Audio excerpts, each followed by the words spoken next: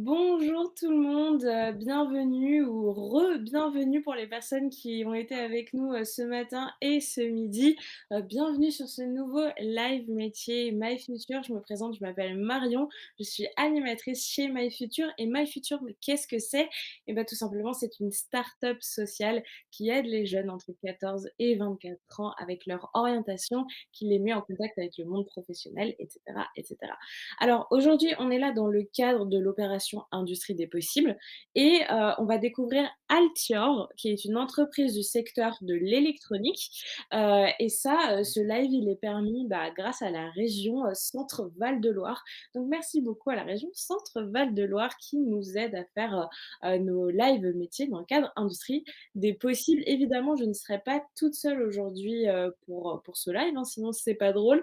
Je serai en compagnie de Juliette. Bonjour Juliette, Bonjour, ça va? Tout va bien? ça va super. Un petit OK. peu. On va enchaîner sur ce live. On a eu des petits soucis avant de commencer, donc on a un peu de retard, mais on va se rattraper. Ça va être très bien et ça va être très intéressant et tout va bien se passer, parce que j'ai décidé que ça allait bien se passer. Alors, Juliette, tu es, ingénieure développement durable chez Altior, c'est bien ça? Oui, c'est ça. OK. Alors nous, on aime bien, commencer avec, des termes simples. Explique ton métier comme si tu l'expliquais à ta grand-mère en quelques phrases, quelques mots pour qu'on comprenne vraiment de quoi il s'agit. Ouais. Alors, en quelques mots faciles, moi, je m'occupe de plusieurs missions différentes. La première, ça va être d'assurer le recyclage des plastiques. Ouais. On travaille pour certains clients, on fabrique des pièces plastiques et on gère toute une boucle de recyclage. Donc, on récupère les produits en fin de vie et on s'occupe de récupérer la matière plastique pour pouvoir la réutiliser dans de nouveaux produits. Donc, moi, je m'occupe de gérer cette boucle-là avec un autre collègue. Et puis sinon, je m'occupe de faire ce qu'on appelle des analyses de cycle de vie. Donc là, c'est un espèce de gros inventaire sur toute la vie d'un produit, depuis l'extraction des matières premières jusqu'à la fin de vie du produit. Donc, Mmh. un téléphone portable. Et on va compter tout ce qui, dans la vie du produit, va avoir un impact sur l'environnement. Et OK. ces études-là, ça sert à, après, derrière, pouvoir améliorer et réduire les impacts d'un produit, d'un service, d'une organisation. Donc, c'est OK. les deux gros pôles de mon métier, principalement. OK, bah, c'est très, très clair. On va pouvoir aller, regarder un petit peu plus en profondeur en quoi consiste ton métier, regarder vraiment des grands aspects. Mais avant ça, je voulais dire pour les personnes qui nous regardent actuellement, n'hésitez pas vraiment à poser vos questions, à faire vos remarques, à faire des réflexions sur ce qui est dit dans le live. Nous, on aime bien, cette interaction et puis, de toute façon, Juliette est là, pour répondre à vos plus amples questions, même si je lui en pose déjà beaucoup, c'est toujours mieux à plusieurs. Alors, Juliette, il y a un grand aspect de ton travail qui est l'analyse de cycle de vie, donc un peu ce que tu nous expliquais. Est-ce que tu peux rentrer un petit peu plus en détail par rapport à ça? Oui, alors l'analyse de cycle de vie, c'est une méthode, c'est quelque chose qui est normé, donc c'est la même chose pour tout le monde. Et l'idée, en fait, c'est de regarder sur donc, toutes les phases de vie d'un produit. Donc on part de la fabrication, où on va partir de l'extraction des matières premières, de toutes les opérations de fabrication, de toutes les pièces qui rentrent dans la fabrication d'un produit, en l'occurrence. Donc nous, c'est des produits électroniques qu'on fait. Donc on regarde la fabrication, on va regarder la distribution de ce produit, où est-ce qu'il est envoyé, comment c'est fait, avec quel packaging. Ensuite, on va regarder l'installation du produit chez le client. Qu'est-ce que ça génère comme utilisation d'électricité, comme déchets. Sur la phase d'utilisation, est-ce que c'est un produit qui est sur pile? Combien il va en utiliser? Est-ce que c'est sur secteur? Quelle est la consommation du produit? Et finalement, la fin de vie du produit, donc dans quelle poubelle il va finir? Est-ce qu'il va être recyclé? Donc c'est quelque chose qu'on fait, nous, par exemple. Est-ce OK. qu'il va être tout simplement jeté et finir dans les déchets d'équipements électroniques, qui est une filière de recyclage française? Et donc, ce qu'on fait, on regarde ça pour différents produits qu'on va faire et on fait un très grand inventaire de tout ce qui rentre en compte dans le produit. Donc, OK. les pièces plastiques, les pièces métalliques, les cartes électroniques, voir l'impact de toutes ces parties-là. Et une fois qu'on a fait cet inventaire, on peut passer à la phase d'analyse où là, on va pouvoir mettre les données un peu en forme pour extraire des informations qui vont nous permettre de faire des choix des choix qui se basent donc sur cet inventaire, sur ces calculs-là, et qui nous permettent de réduire l'impact de nos produits ou alors d'améliorer des systèmes de logistique, ce genre de choses. OK, d'accord, ouais, c'est déjà, très, très complet. C'est seulement un aspect sur les 4 dont tu nous as parlé, de ton métier, donc ça fait beaucoup de choses à prendre en compte.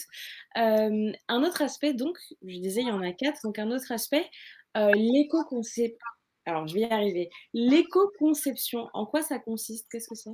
Alors l'éco-conception, c'est super vaste. C'est un terme que tout le monde connaît parce que ça fait partie des grands défis actuels pour produire plus respectueusement pour l'environnement. On fait de l'éco-conception et donc chez nous à Altior, l'éco-conception, mon travail, ça va être d'aider les bureaux d'études, donc mécanique et électronique, à définir des lignes de conduite et des règles métiers de conception qui permettent de concevoir de manière plus respectueuse de l'environnement.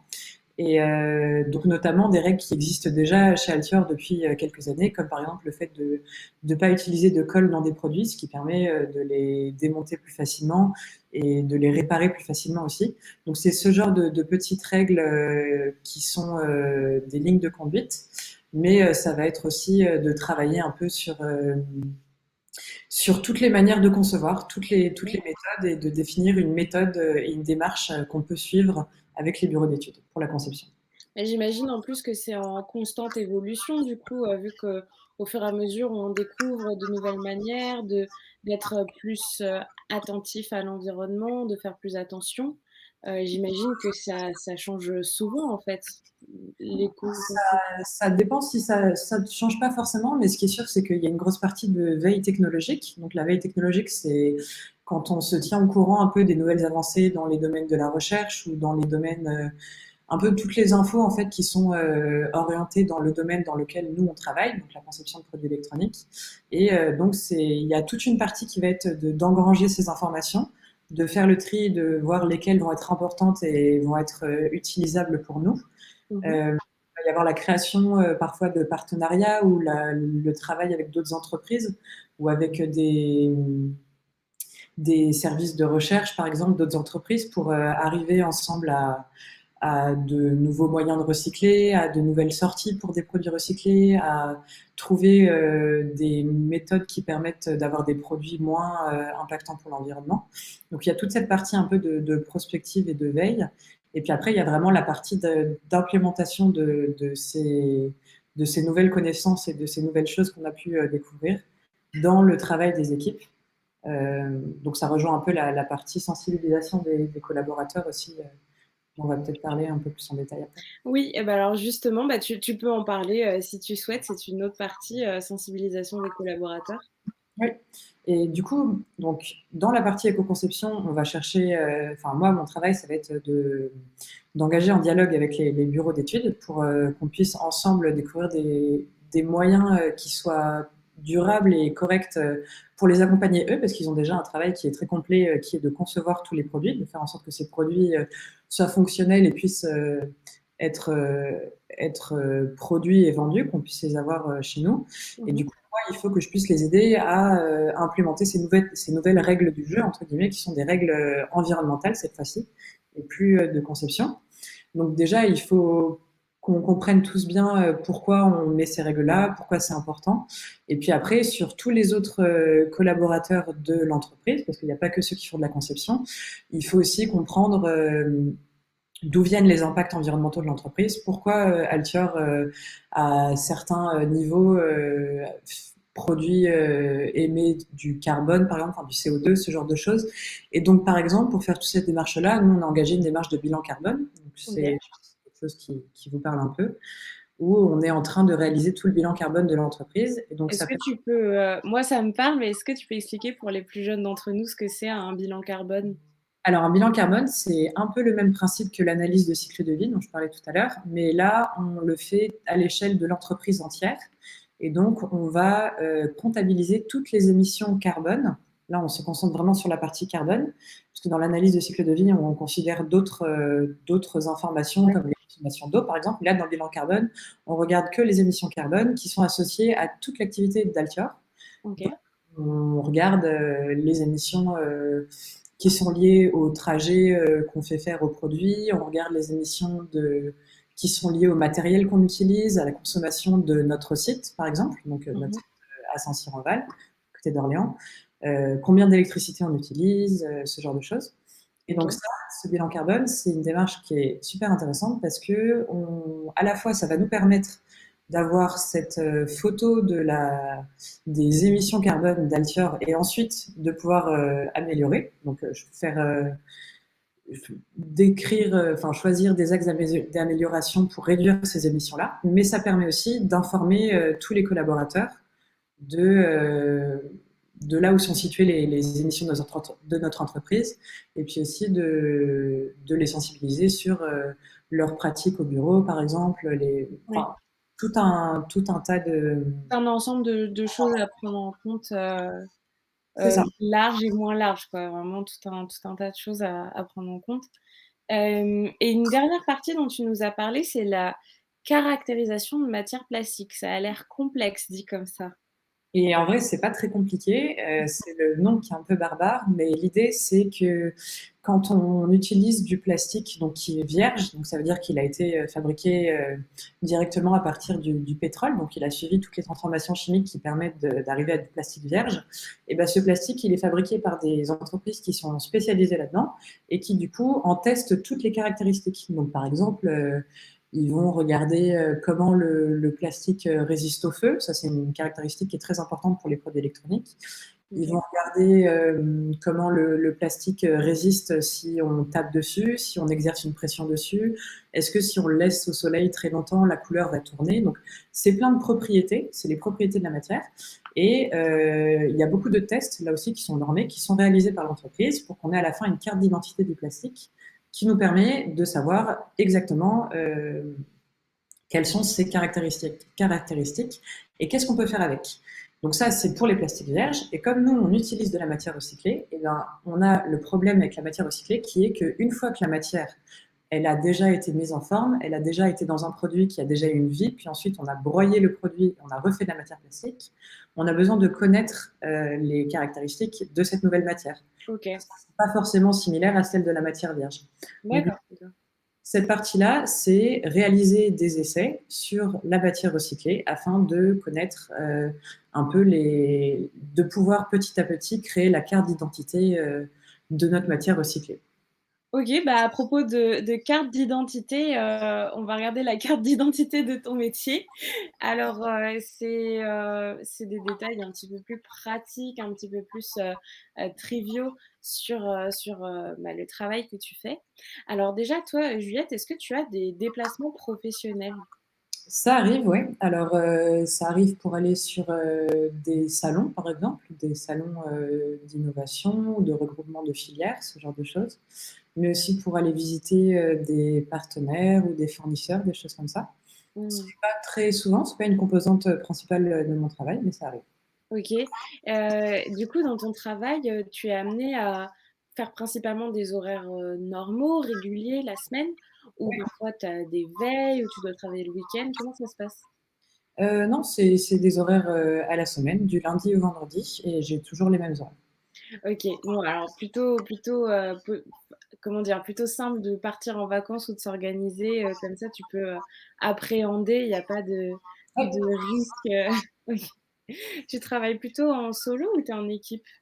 Ça dépend. Donc nous, dans la partie développement durable, on est deux, donc on est une équipe de deux. Et puis sur certains sujets, on va vraiment travailler à quatre mains, donc avec mon collègue et moi. Et puis il y a certains sujets que je vais gérer un peu toute seule ou que lui, de son côté, va gérer tout seul aussi.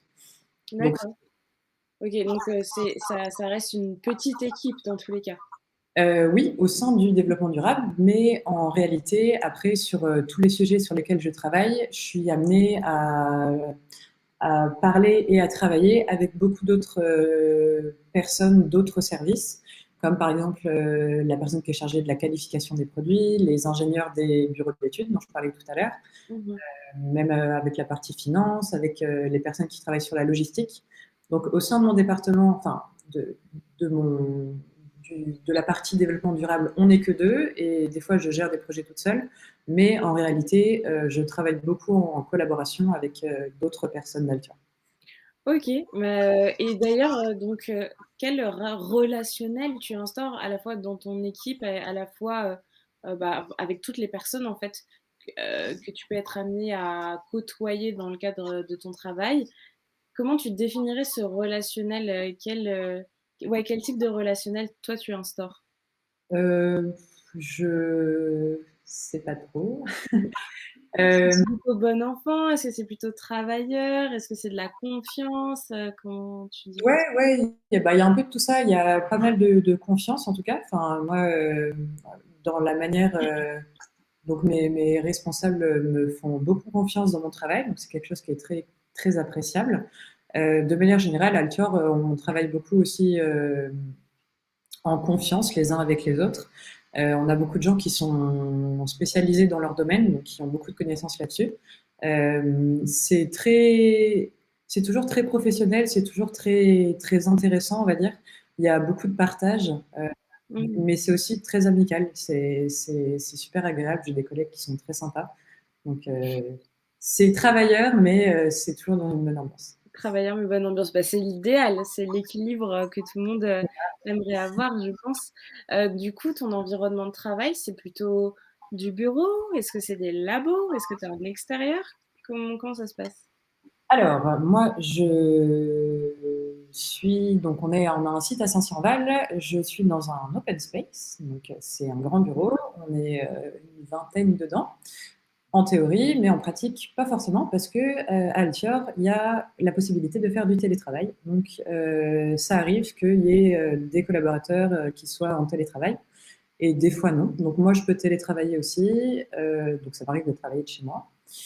Et puis sinon, donc je suis dans mon bureau, mais après on se déplace pas mal pour aller juste la porte d'à côté dans le labo des bureaux d'études. Donc il y en a un OK. pour le bureau méca, un pour le bureau élec. Sinon dans la salle de qualification, dans l'entrepôt, enfin Qu'est-ce que c'est une salle de qualification? une salle de qualification, bah, c'est un peu comme un labo de chimie ou un labo c'est un labo où il y a plein de bancs d'essai, donc c'est des petits montages, des petits ou des grands montages d'ailleurs, avec des machines parfois qui permettent de réaliser des tests. Donc la qualification, c'est pour assurer que le produit ou la pièce ou la matière va bien remplir les fonctions qu'on a besoin qu'il remplisse, et pour ça, on doit faire des essais. OK, d'accord. Ouais, c'est clair. Je savais pas exactement ce que c'était, je suis habituée à entendre, labo, mais pas forcément le reste. Alors, Donc, on a quelques questions. Merci pour les personnes qui posent des questions. On a Marion qui nous demande, est-ce que vous trouvez que votre métier est dur pour une femme d'être dans ce milieu, par exemple? Est-ce que c'est dur? moi non, enfin, je trouve pas. Déjà parce que des ingénieurs femmes, il y en a depuis longtemps, il y en a de plus en plus, et ça dépend pas, c'est pas quelque chose qui joue un rôle dans mon travail. Et puis surtout, on travaille. Enfin, l'important c'est d'avoir les compétences en fait. Après que ce soit homme ou femme, enfin, ça change pas grand-chose. Ouais. Après, c'est vrai que dans la partie recherche et développement, on est deux filles sur OK. une dizaine de personnes, 10-15. Donc c'est un environnement qui est plutôt masculin, mais c'est pas du tout un problème. OK, on a aussi, des d'autres questions. Donc ça, on va y répondre plus en profondeur, bah, juste après. Donc, je te propose qu'on la garde pour après. Mais, on nous demande, quelle formation avez-vous suivi pour devenir ingénieur développement durable? Donc, je pense que ça, on va pouvoir le voir, dans ton parcours.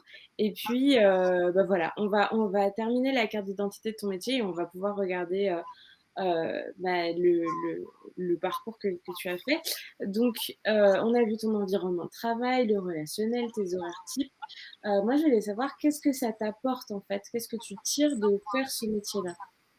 Bah, ce que ça m'apporte, moi, c'est de pouvoir agir pour apporter ma toute petite pierre à l'édifice de la lutte contre la crise écologique qu'on a actuellement. C'est ça qui m'a motivée principalement à travailler dans ce domaine-là. Euh, Mhm. donc au quotidien, c'est un peu la grande motivation que j'ai. Et puis après, au-delà de ça, c'est intéressant, ça me challenge intellectuellement aussi, parce qu'il y a beaucoup de nouveaux projets, il y a beaucoup de choses, beaucoup de nouvelles choses. J'ai beaucoup d'apprentissage à faire aussi. Et puis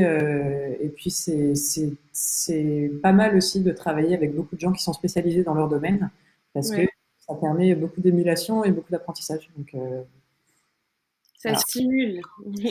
c'est le mot. Ok. Et on a vu ce que ça t'a apporté, on a vu les choses que vous faisiez, sur lesquelles vous travaillez au quotidien. Est-ce que tu peux nous citer peut-être des côtés un petit peu moins positifs? Les côtés un peu moins positifs.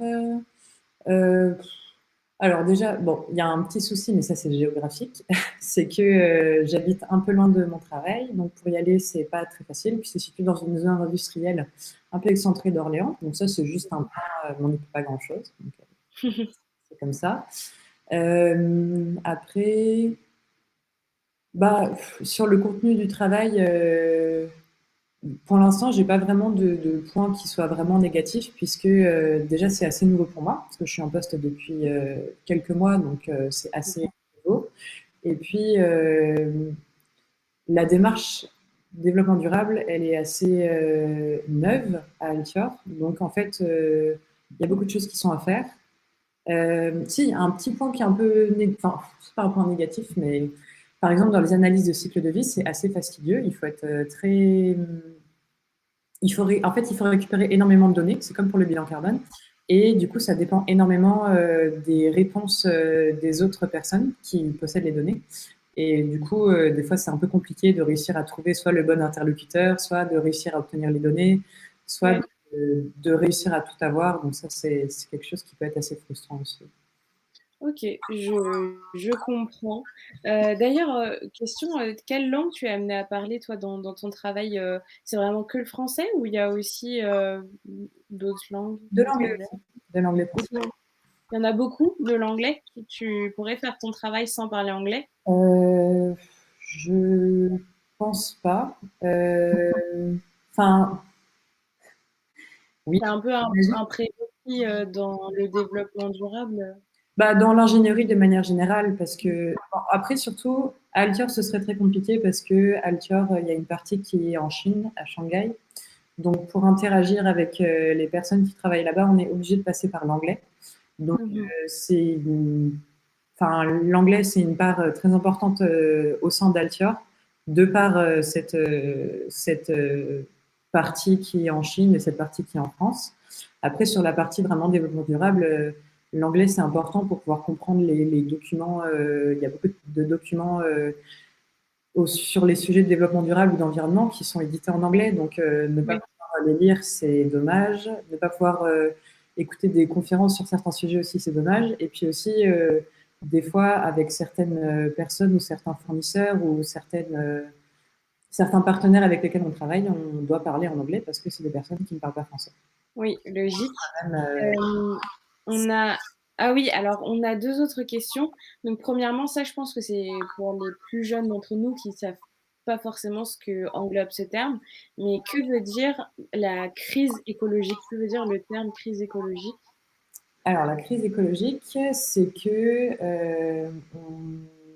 c'est assez compliqué à expliquer comme ça rapidement, mais l'idée, c'est que pendant très longtemps, on a utilisé de l'électricité, de l'énergie, sans vraiment se soucier de l'impact que ça pouvait avoir sur notre environnement, l'impact que ça avait sur la biodiversité, donc les espèces animales, la flore, sur l'émission de gaz à effet de serre, par exemple, qui vont provoquer du réchauffement climatique. Ça, c'est des termes qu'on entend assez souvent. Ouais.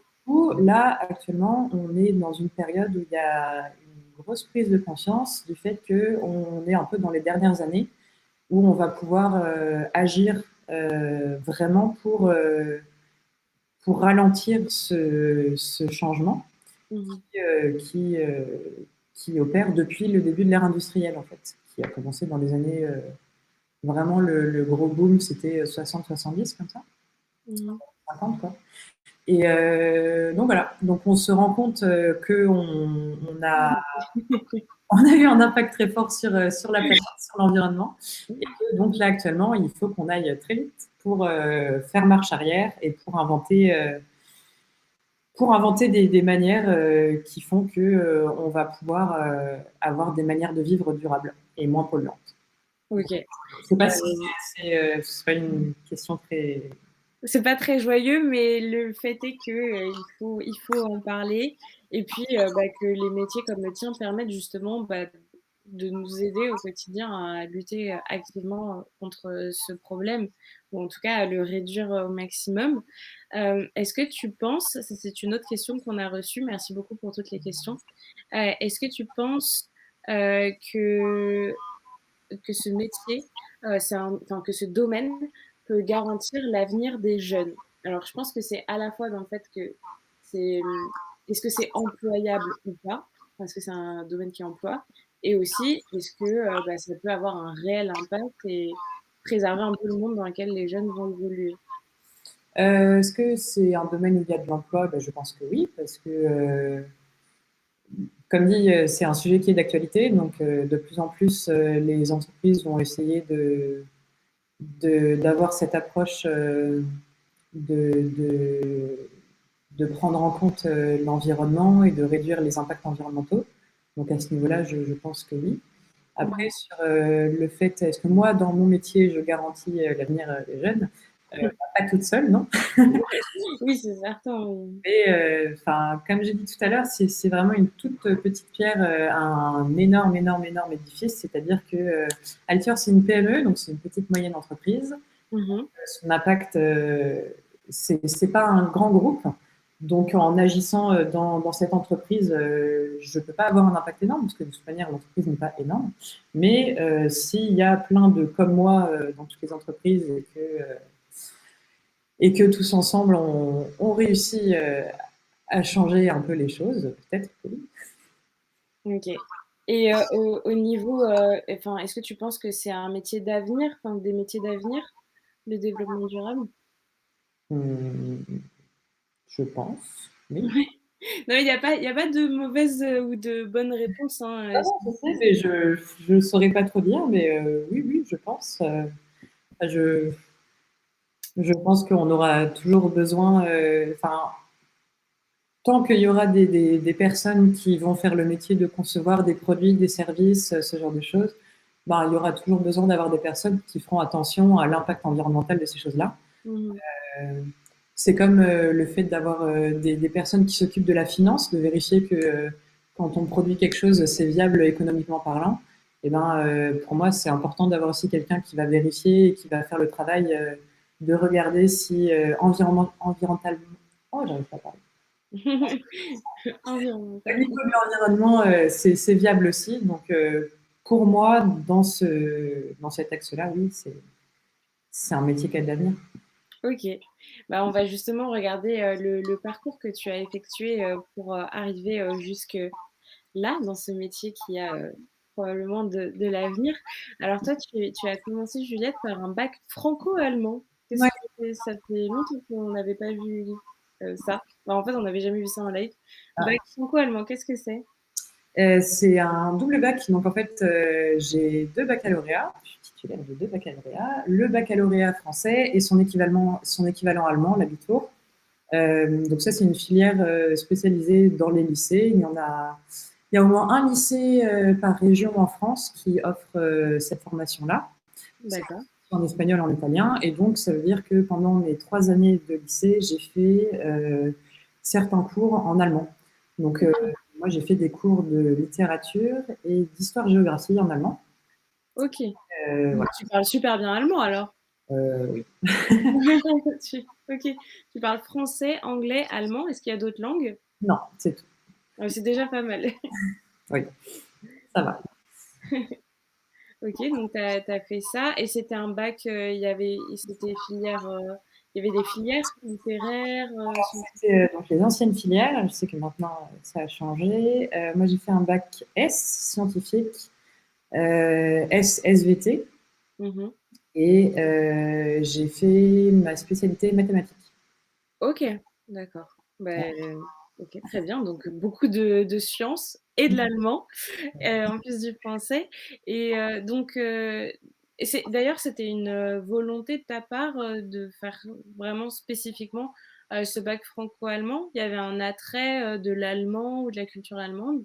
Ouais, bah, enfin, j'aime bien les langues étrangères en fait. Et dans mon collège, il y avait une filière bilingue qui existait où on faisait dès la sixième autant d'heures en anglais qu'en allemand. Du coup, j'ai commencé ça dès la sixième. J'ai fait ça pendant mes 4 années de collège et j'ai beaucoup aimé apprendre les langues en fait. Ça, je Mmh. trouve ça super. Et donc, quand je suis arrivée au lycée, le lycée dans lequel je suis allée proposait cette option-là. Donc j'ai candidaté pour être acceptée dans la classe d'Abibac, ça s'appelle, Mmh. dans laquelle j'ai été acceptée. Voilà. OK. Bah, c'est marrant, c'est sympa comme, comme parcours, comme anecdote. Après tu as étudié à Strasbourg en plasturgie. Ah oui. Je vois. Heu, en plasturgie, alors, c'était quoi comme étude, une licence, un BTS? Qu'est-ce que c'était? C'est une école d'ingénieur. Alors du coup après mon bac, je suis allée directement donc à l'INSA, qui est l'Institut national des sciences appliquées. C'est un groupe d'écoles d'ingénieurs, il y en a un peu partout en France. Et donc je suis allée à celle de Strasbourg parce qu'ils proposaient un parcours franco-allemand. Oui, c'est ce que j'allais demander justement s'il y avait un rapport, OK. Et ensuite, je me suis spécialisée dans la plasturgie. Et du coup, la deuxième question qui vient, c'est quoi la plasturgie? Du coup, la plasturgie, c'est comme du génie mécanique, spécialisé dans les pièces plastiques et les outillages pour fabriquer les pièces plastiques. Et du coup, le génie mécanique, c'est tout ce qui va être sur la conception. Ça peut être la conception de pièces, ça peut être la conception de machines, de moteurs. C'est vraiment très très large. Il y en a dans tous les domaines de l'industrie. D'accord. Et voilà. Donc moi, j'étais spécialisée en conception de pièces et d'outillage plastique. D'accord et après tu as eu une, prise de conscience? Raconte-nous un petit peu ça, qu'est-ce qui s'est passé? À un moment, j'ai commencé à me renseigner un peu parce qu'on en parle de plus en plus, donc avec les rapports du GIEC, par exemple, les informations. Enfin, il y a énormément de ressources qui, qui sont disponibles sur le sujet, justement, donc de la crise écologique, environnementale, dont on parlait tout à l'heure. Mmh. Euh, bon, voilà, c'était pas forcément un sujet auquel je m'étais intéressée auparavant, mais à un moment, j'ai commencé à m'y intéresser et je m'y suis intéressée énormément et je me suis rendu compte que l'ingénierie, c'était super intéressant et tout ce que j'avais étudié, la conception, c'est quelque chose qui m'intéresse beaucoup, mais que j'avais envie et j'avais besoin de travailler plus dans ce domaine-là du développement durable.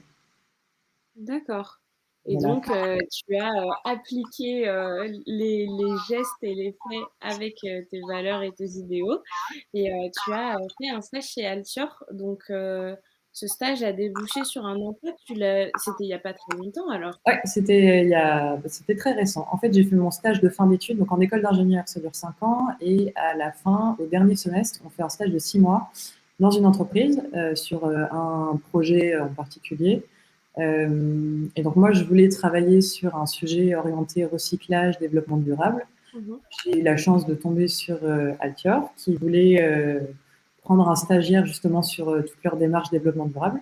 Donc j'ai fait mon stage de 6 mois chez Altior, qui m'a permis donc de présenter mon diplôme d'ingénieur que j'ai obtenu et que du coup, j'ai fait ma soutenance début septembre et j'ai été diplômée là très récemment. OK, d'accord, bah, félicitations, d'ailleurs. Et du coup, et donc après, Altior m'a proposé de continuer à travailler pour eux sur toute cette démarche-là. OK.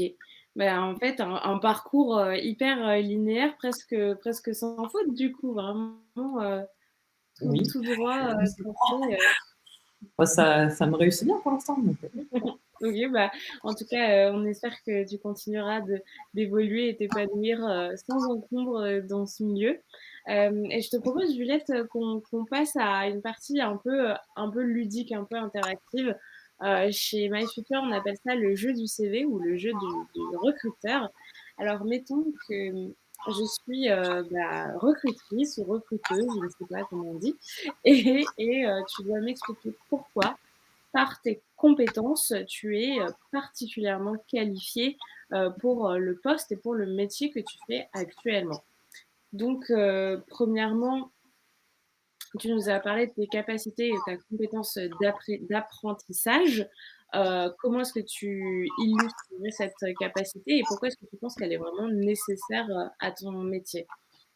Alors, je l'illustrerai avec mon stage de fin d'études, justement, puisque je l'ai fait sur. Donc, le sujet principal, c'était. Un des sujets principaux, pardon, c'était l'analyse de cycle de vie, et c'était quelque chose sur lequel j'avais pas beaucoup travaillé en école d'ingénieur, on n'en avait pas beaucoup parlé, et du coup j'ai dû me former assez rapidement, donc avec l'aide de mon maître de stage et de plusieurs ressources, mais j'ai dû me former très rapidement sur ce sujet-là pour devenir opérationnelle et pas experte, mais assez spécialisée dans le domaine. Donc là-dessus, ça a été important. Et au quotidien, c'est important aussi puisque je vais toucher à plein de sujets différents et on va faire plein de nouveaux projets, il y a plein de domaines en fait dans lesquels on va essayer de travailler sur la partie développement durable. Du coup, ça nécessite d'être capable d'apprendre assez vite et de comprendre très vite de quoi parlent les différents domaines et qu'est-ce que ça comprend à chaque fois. Donc, c'est une question d'adaptation assez récurrente. OK, donc ça a du sens, je comprends. Donc apprentissage, c'est coché. Après, la curiosité, pourquoi qu'est-ce que la curiosité vient faire là-dedans? Et bien là aussi, c'est en rapport avec le fait que c'est assez neuf, ce domaine de développement durable, d'éco-conception, et donc il faut sans cesse se tenir au courant des nouvelles informations, des nouvelles méthodes qui sortent, des nouvelles manières de faire, de regarder ce que font les voisins aussi, de se dire ah tiens, c'est peut-être une bonne idée, est-ce qu'on peut pas faire pareil, ou de se dire ah bah eux ils font ça, est-ce qu'on ne pourrait pas leur demander de le faire avec nous, de faire ça ensemble, des choses comme ça. Donc il faut sans cesse se tenir au courant et aller chercher à droite à gauche des informations.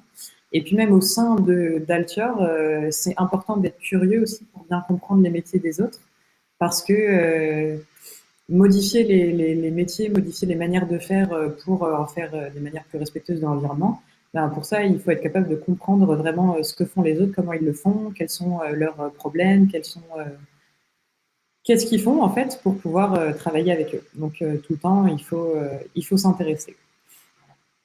OK, bah, très bien argumenté et enfin le dernier point, la rigueur. Alors pourquoi la rigueur? La rigueur, alors ça c'est assez, c'est quelque chose qui va se retrouver chez tous les ingénieurs, je pense, et puis bon, dans plein d'autres domaines aussi, mais comme moi je suis ingénieur, je parle de l'ingénierie. Pour faire ça, donc il faut être très rigoureux parce que, donc notamment sur l'analyse de cycle de vie, il faut faire les études de la manière la plus rigoureuse possible pour rien laisser de côté, pas faire d'erreurs, pas faire de trop grosses approximations. Mais aussi dans la gestion des boucles de recyclage, c'est super important d'être rigoureux parce que on va gérer, on va gérer des circuits à travers la France pour transporter les matières, pour faire le recyclage. Et il faut gérer beaucoup d'informations à la fois. Donc pour ça, il faut être rigoureux. OK, bah, c'est très clair. Moi j'ai très envie de t'engager en tout cas. Heu, pour illustrer, tout ça, regarder un peu les compétences, les qualités que tu avais, on t'a aussi demandé de penser à un personnage qui t'a marqué, un personnage fictif ou réel, qui t'a marqué quand tu grandissais et tu nous as dit Harry Potter. Pourquoi Harry Potter? C'est un peu, c'est une réponse pas très inventive, mais parce que j'ai les mêmes lunettes que lui. Parce que Non, tu as les mêmes lunettes. Tu aurais pu être, à ta façon, une sorcière, de Poudlard ou peut-être d'une école, de magie, en Allemagne, on ne sait pas. Tu tu aurais pu t'en sortir à merveille vu que tu parles, non, très bien allemand. Harry Potter, c'est bon, c'est un livre, c'est une série que, enfin, j'ai grandi avec au rythme de la sortie des films, comme bah, toute ma génération, pareil. Voilà, pareil. Donc voilà, donc je pense que je pense que ça a marqué pas mal de monde et Ouais.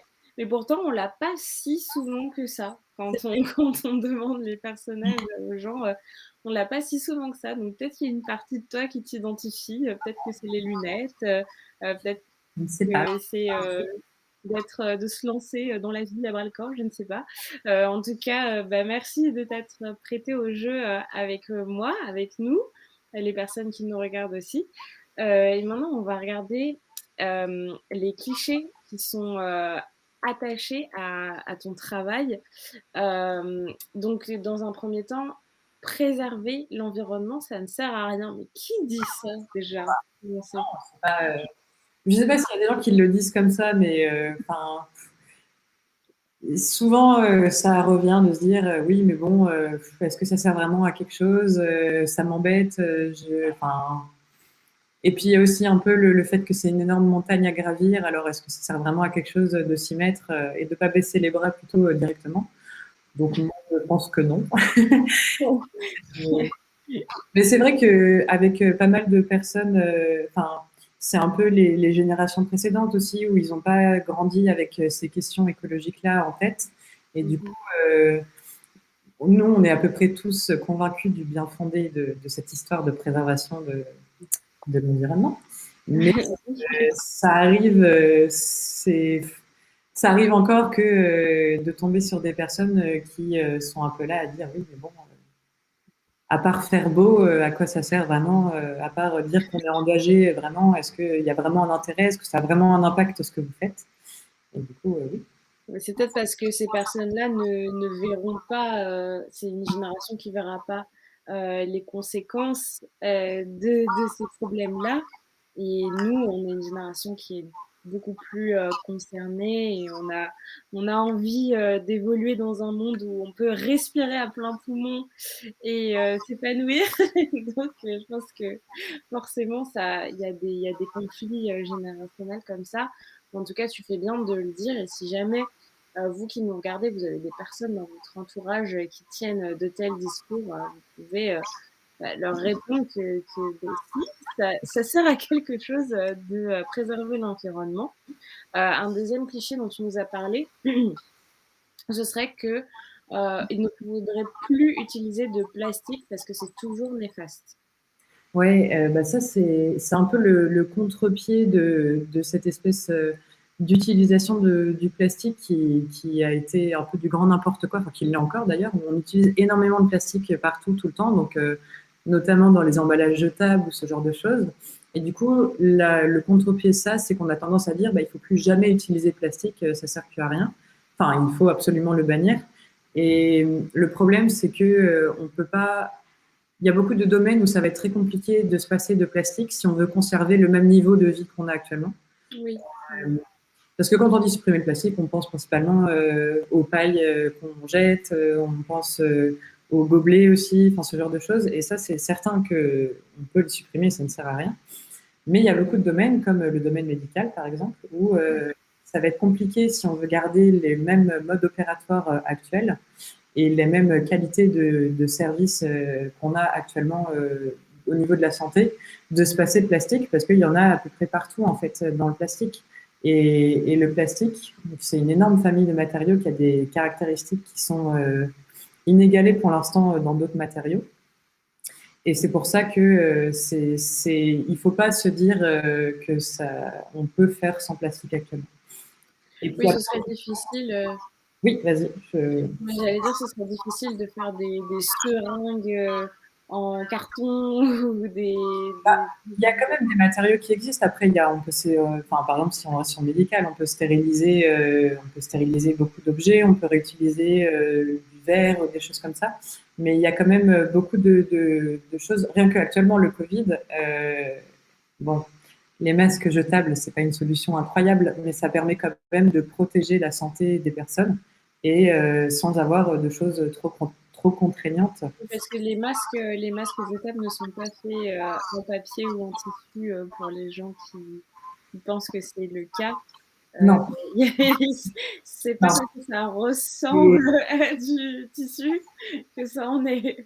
non, alors il y a des masques en tissu qu'on peut utiliser, réutiliser justement, donc ça c'est assez intéressant, mais au bout d'un moment, on va être obligé de les jeter aussi ou de les réutiliser pour autre chose parce qu'ils ne gardent plus le même niveau de filtration.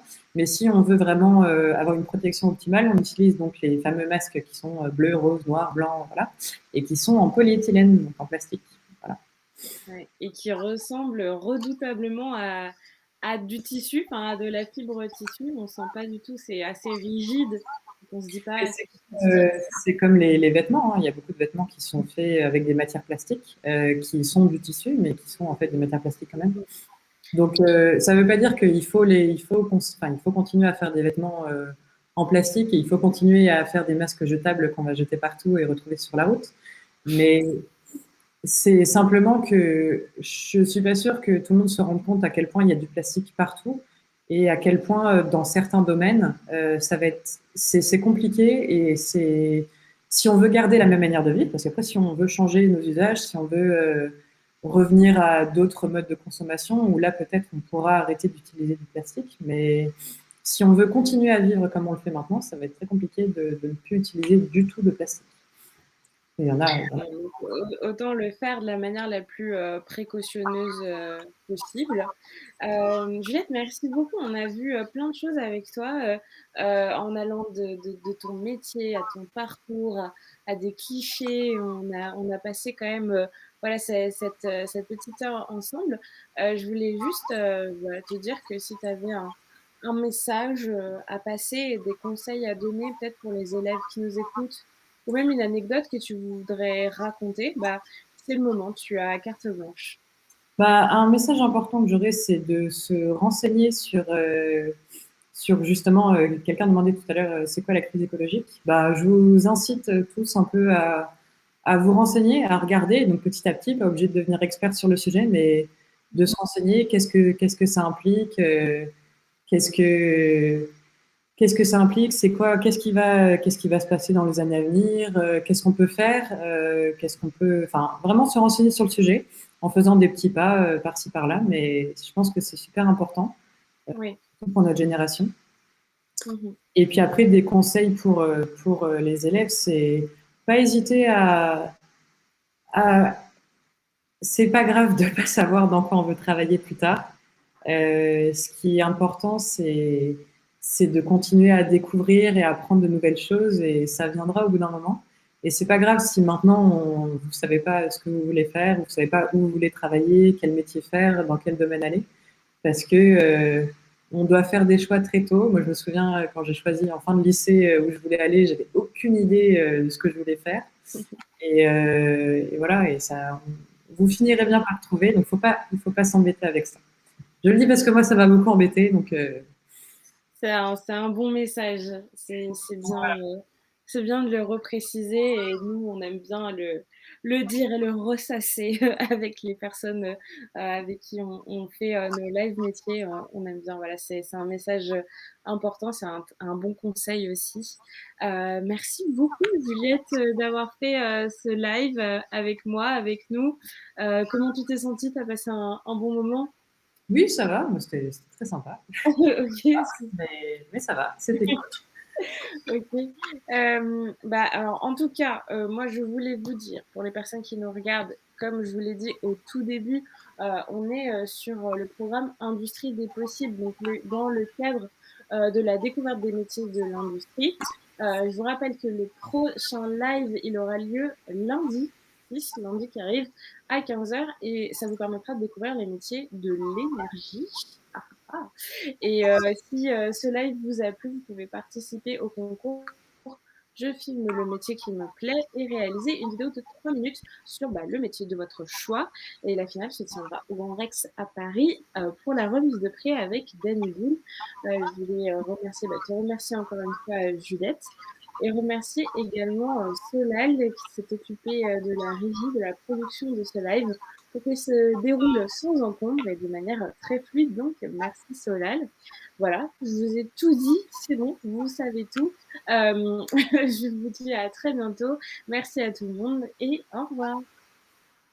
Ah,